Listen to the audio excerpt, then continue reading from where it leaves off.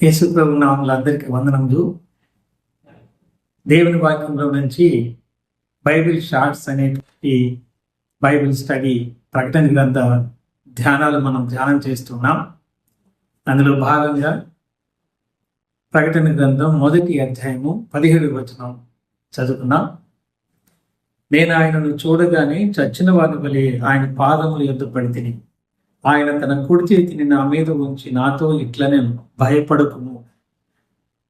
ఈ వాక్య భాగంలో ప్రభువైన యేసుక్రీస్తు పునరుద్ధారణై ఆరోహణమై వెళ్ళిపోయిన తర్వాత తిరిగి తండ్రి యొద్ద నుంచి యోహాను భక్తుడు పద్మాసు ద్వీపంలో పరవాసిగా ఆ రోమా సామ్రాజ్యపు చెరలో ఉంటూ ఉన్నటువంటి ఆ బాధకరమైనటువంటి సమయంలో ప్రభువైన యేసుక్రీస్తు మహిమ కలిగినటువంటి దేహంతో, మహా తేజస్సు కలిగినటువంటి దేహంతోటి అద్భుతమైనటువంటి ప్రత్యక్షత యోహాను భక్తుడికి ఆయన కనుపరిచాడు.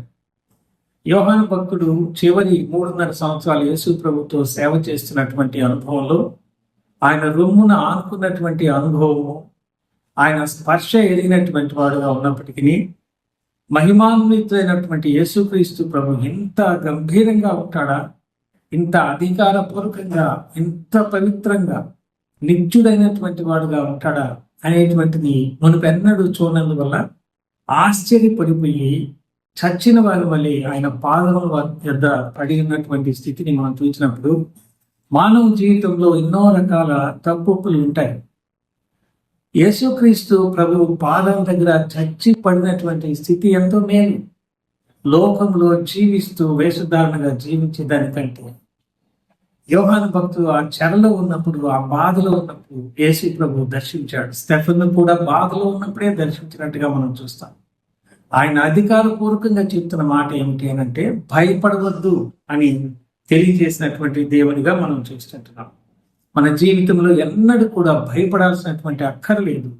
సజీవుడైనటువంటి దేవుడు మనకు తోడుగా ఉన్నాడు. కష్టంలో, శోధనలో మనతో ఉండేవాడుగా ఉన్నాడని ఇందులో మనం చూస్తుంటున్నాం. 18వ వచనం, నేను మొదటి వాడను, కడపటి వాడను, జీవించువాడను, మృతుడనైతిని గాని ఇదిగో యుగ యుగములు సజీవుడనై ఉన్నాను, మరియు మరణం యొక్కయు పాతాళలోకము యొక్కయు తాళపు చెవులు నా స్వాధీనంలో ఉన్నవి అని తెలియజేస్తుంటున్నాడు. దేవుని వాక్యంలో ఆయన 3 విధాలుగా తనను గురించి ఆయన తెలియజేసుకుంటూ, నేను మొదటి వాడును, కడపటి వాడును అంటే I am the first and the last. నాకు ముందు ఎవరు లేరు, నా తర్వాత ఎవరు ఉండబోరు. నిత్యుడైనటువంటి ఆ దేవుని యొక్క ప్రత్యక్షతను గురించి తనను తాను తెలియజేసుకుంటున్నాడు. రెండవదిగా ఆయన నేను మృతుడనైతిని కానీ ఇదిగో యుగ యుగములు సజీవుడుగా ఉన్నాను అనంటే ఆయన మరణించినటువంటి వాడు తిరిగి సమాధి జయించి తిరిగి లేచి ఇప్పుడు కూడా జీవిస్తూ ఉన్నటువంటి వాడిగా మనం చూస్తుంటున్నాం.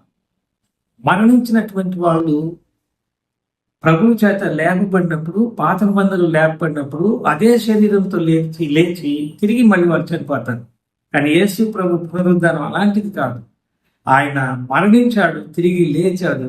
మహిమగల దేహంతో లేచినటువంటి ప్రభువుని మనము గమనిస్తూ ఉంటున్నాం.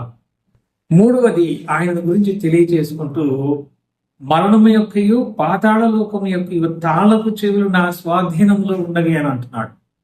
సాధారణంగా పాతాళలోకం యొక్క తాళపు చెవులు లేక గేట్ దగ్గర దయ్యం ఏమన్నా ఉంటుందేమో అని కొంతమంది అనుకుంటూ ఉంటారు. కానీ జీవమైన దేవుడు ఆయన పరలోక తాళపు చెవులు, పాతాళం యొక్క తాళపు చెవులు ఆయన స్వాధీనంలో ఉన్నట్టుగా మనం చూస్తూ ఉంటున్నాం. మరణము యొక్క తాళపు చెవు యేసు ప్రభువుకి తెలియకుండా ఆత్మహత్య చేసుకుంటే అది క్షమించరాని నేరం. ఆయన మనకు ప్రాణం పెట్టాడు. మనం ఒక ప్రాణాన్ని మనం సృష్టించలేము. అలాంటిది మన ప్రాణం తీసుకోవడానికి మనకు అధికారం లేదు మన ప్రాణం మీద. అలాగే ఇతరుల ప్రాణం తీయడానికి కూడా అధికారం లేదు. అందుకనే మరణం యొక్క తాళపు చెవులు, పాతాళం యొక్క తాళపు చెవులు నా స్వాధీనంలో ఉన్నాయి. ఆయన రక్షించగలడు, భక్తిహీనులను శిక్షించేటువంటి దేవుడుగా కూడా ఉన్నాడని ఇందులో మనం గమనిస్తున్నాం.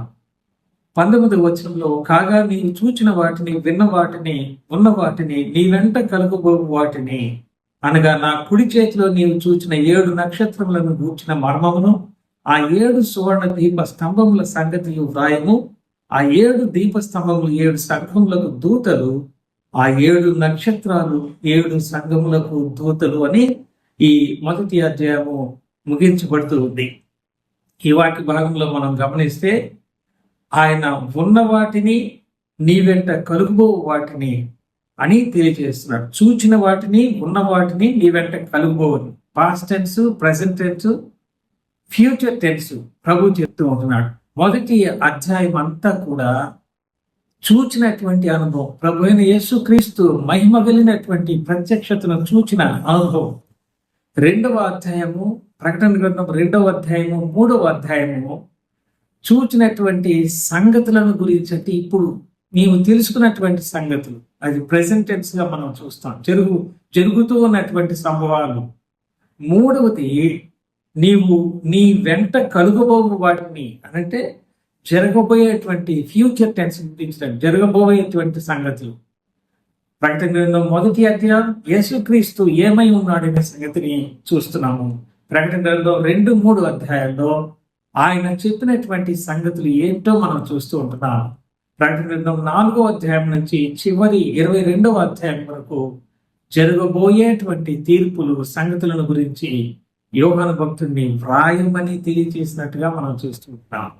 ఈ 20వ వచనంలో చూస్తే, ఆయన కుడి చేతిలో 7 నక్షత్రములు అంటే దేవుని సంఘాలకు రిప్రజెంటేటివ్స్ గా, ప్రతినిధులుగా ఉన్నటువంటి అనుభవాన్ని మనం చూస్తూ ఉంటున్నాం. ఆ 7 సువర్ణ దీప స్తంభముల సంగతి వ్రాయము అని చెప్పాడు. ఆ 7 దీప స్తంభములు 7 సంఘములకు దూతలు, ఆ 7 నక్షత్రాలు 7 సంఘములకు దూతలని క్రింద వివరించడం మనం గమనిస్తూ ఉంటున్నాం. ఒక్కొక్క స్తంభానికి ఇండివిజువాలిటీ ఉంది. పాత నిబంధనలో ఒకే స్తంభానికి 7 దీపాలు ఉండేటువంటి పరిస్థితి మనం చూస్తాం. కానీ క్రొత్త నిబంధనలో ఆయన ఇచ్చిన ప్రత్యక్షతలో చూస్తే 7 దీప స్తంభాలకి ఇండివిజువాలిటీ ఉంది. ఏ స్తంభానికి ఆ స్తంభం ఉంది, ఆ స్తంభం మీద దీపం ఉంది, దాన్ని వెలిగించేవాడు. పాత నిబంధనలో ప్రధాన యాజకుడు దాన్ని శుభ్రం చేసి ఎప్పుడు వెలిగిస్తూ ఉండేవాడుగా ఉంటే, ఇక్కడ యేసు ప్రభువే వెలుగుతున్నటువంటి ఆ దీప స్తంభాల మధ్యలో సంచరిస్తున్నాయంటే, ఆ 7 ఆశయాలు ఉన్నటువంటి సంఘాల మధ్యలో సంచరించే దేవుడిగా మనం చూస్తాం. బైబిల్లో 7 అనేది సంపూర్ణ సంఖ్య. లోకంలో ఉన్న అన్ని స్థానిక సంఘాల మధ్యలో ప్రభువైన యేసుక్రీస్తు సంచారం చేస్తూ ఉన్నాడు. అవి వెలుగుతూ ఆరిపోకుండా జీవం కలిగిన వాక్యము ప్రకటించబడుతూ ఉండడానికి కారణము యేసుక్రీస్తు ప్రభువే. మనకు ఇచ్చినటువంటి ప్రతినిధులుగా ఇచ్చినటువంటి పని ఏమిటి అంటే, రీడ్, ప్రే అండ్ ప్రీచ్. దేవుని వాక్యాన్ని చదవడము, ప్రార్థన చేయడము, ప్రకటించడము. ఇది మనం చేస్తూ ఉంటే ఆ జీవం వెళ్ళినటువంటి దేవుడు మన మధ్యలో ఉండేటువంటి వాడుగా ఉన్నాడు అనే సత్యంతో ఈ మొదటి ప్రకటన గ్రంథం అధ్యాయము ముగించబడుతుంది. ఇంతవరకు ఆలకించినందుకే మీకు వందనాలు తెలియజేస్తున్నాం. ఇంకా యేసు ప్రభు నమ్మని వాళ్ళు మన మధ్యలో ఉంటే, ప్రభు యేసుక్రీస్తు నిజమైనటువంటి దేవుడు, ఆది అంతము లేనటువంటి దేవుడు, మన పాప పరిహారార్థమై కలుగులు తన పరిశుద్ధమైన రక్తమును చిందించి మరణించి సమాధి చేయబడి తిరిగి లేచినటువంటి వాడు, ఆయన తిరిగి రాబోతున్నటువంటి వాడు.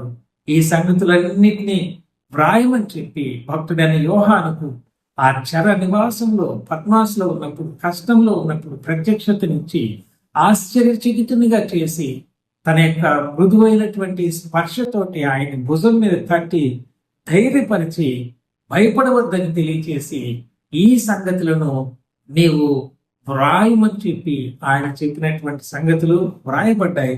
అవి చదివి ప్రార్థన చేసి ప్రకటించమని 7 ఆశయాలు ఉన్నటువంటి సంఘాలు, భిన్నమైనటువంటి ప్రదేశాల్లో ఉన్నటువంటివి, సంపూర్ణమైనటువంటి సర్వలోకములో ఉన్న ప్రతి స్థానిక సంఘంలో ఆయన ప్రతినిధులుగా తన సేవ చేస్తున్నటువంటి వారి యొక్క పనిని గురించి, కష్టంలో, నష్టంలో, ఇబ్బందిలో, శోధనలో, హింసల్లో ఉన్న ఆ సమయాల్లో స్టెఫెనుకు, యోహాను భక్తుడికి ఎలాగా దర్శనాన్ని ఇచ్చి ప్రక్కన నిలబడి తట్టి ధైర్యపరిచి ఆయన చెప్పిన పని చేయమని చెప్పి వ్రాయమని చెప్పాడు. అలాగున నేటి దినాల్లో మనం కూడా దేవుని వాక్యం చదవడము, ప్రార్థన చేసుకుని ఆయన దగ్గర తలంపులు తీసుకోవడము, ప్రజలకు వినిపించడము అనేది అది నిరంతరాయంగా జరగాలి.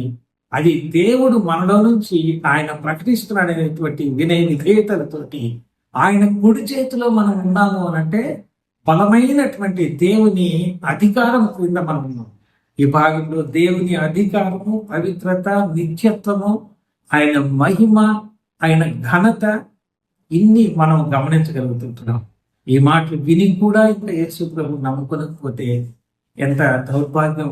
కాబట్టి ప్రభు అయిన యేసును రక్షకుడిగా నమ్ముకుని రక్షణ పొందాలని మనసారా కోరుకుంటూ అందరికీ వందనాలు. సెలవు తీసుకున్నాం. చిన్న ప్రార్థన చేసి, ప్రేమ కలిగిన తండ్రి, మీరు ఇచ్చిన చిన్న సందేశాన్ని మీరే దీవించమని, అనేక మంది నాయన మిమ్మల్ని నమ్ముకున్న రక్షణ పొందగలరు సహాయం చేయమని, నమ్మిన మీ బిడ్డలమైన మేము మీ పని చేసే విషయంలో మనుషుల వైపునకు, పరిస్థితుల వైపునకు, కష్ట నష్టాల వైపునకు, శోధనలు, హింసల వైపునకు చూడకుండా మీ కుడి చేతిలో ఉన్నటువంటి అనుభవం కలిగినటువంటి వారముగా మీ బలిష్టమైన చేతుల క్రింద, మీ అధికారం కింద, మీ మహిమ కింద ఉన్నామని మీ కొరకు లోకంలో అనేకులకు నాయన వాక్యము చదివి వినిపించేటువంటి ధైర్యమును, మీ తలంపులను మాకు సమృద్ధిగా అనుగ్రహించమని, ఆయా ప్రార్థన అవసరాలు అప్పల్ల కలిగిన బిడ్డలను కనికరించి మీ కృప చూపించమని, నేటి దినాల్లో విద్యార్థుల యొక్క పరిస్థితిని చూచి మంచి ఉత్తీర్ణతతో వారిని మీరు ఆశీర్వదించాలని కోరుకుంటూ, ఆయా ప్రయాణాల్లో ఉన్న బిడ్డలను జ్ఞాపకం చేసుకోమని, అనారోగ్య స్థితిలో ఉన్న బిడ్డలను జ్ఞాపకం చేసుకోమని, ఏ విధము చేత కూడా నాయన మీ దయా దాక్షిణ్యాల కింద మేము ఈ లోకంలో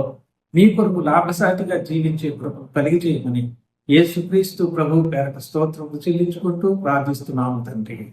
ఆమేన్. అందరికి వందనాలండి. Thank you.